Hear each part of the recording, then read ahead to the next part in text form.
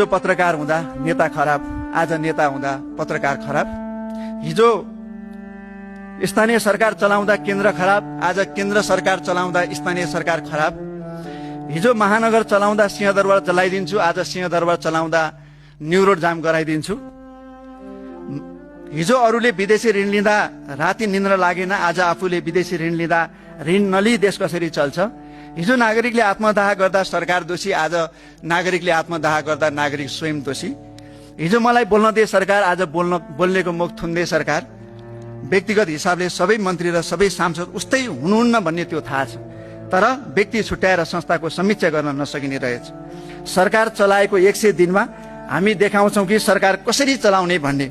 कसले भनेको अहिले ठ्याक्कै याद छैन, तर सत्तारूढ दलकै शीर्ष नेता मध्ये कोही पर्न सक्नुहुन्छ। हो, हामीले 100 दिनमा निकै ट्रेलर देख्यौं।